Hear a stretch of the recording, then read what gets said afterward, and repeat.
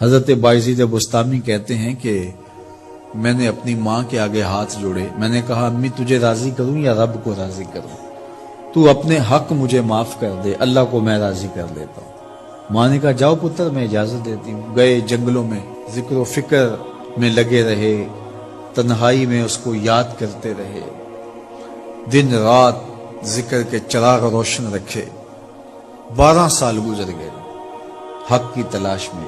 ایک دن واپس بستام کے قریب سے گزر رہے تھے، خیال آیا چلتے چلتے ماں کو سلام کر جاؤں۔ دروازے کو دستک دینے لگے تو اس خیال نے ہاتھ روک لیا کہ ساری زندگی ماں کو سکھ تو دیا کوئی نہیں، اب دکھ بھی کیوں دینے لگے ہو؟ رات کا ایک پہر بیت گیا ہے، سردیوں کی لمبی رات ہے، ماں بستر میں لیٹی ہوگی، تیرے لیے اٹھے گی، دروازہ کھولے گی۔ دروازے کے ساتھ ہی لگ کے بیٹھ گئے اور ساری رات کاٹ دی، اس خیال سے کہ ماں کو تکلیف نہ ہو۔ جب سحری کا وقت ہوا تو اندر سے جو نالی آتی تھی اس نالی سے پانی آیا، سمجھ گئے میری ماں تہجد کے لیے اٹھی ہے اور وضو کا پانی ہے، تو فوراً دروازے پہ دستک دی۔ اندر سے آواز آئی بیٹا بایزید میں ابھی آئی۔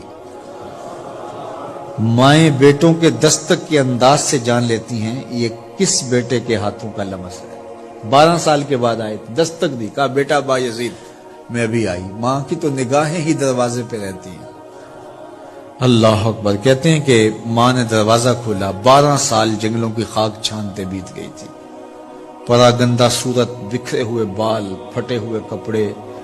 میری ماں کی جب نگاہ میرے پہ پڑی تو اس کی چشمان سے موٹے موٹے آنسو ٹپکنے لگے، اور اس نے ایسے ہاتھ پھیلا کے کہا مالک میرا بیٹا بایزید تیری طلب میں نکلا تھا، تو نے ابھی تک اسے اپنا قرب نہیں دیا۔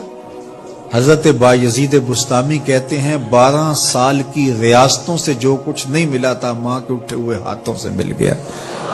میں نے کہا مالک میں تجھے کہاں ڈھونڈ رہا ہوں، تو کہاں موجود ہے؟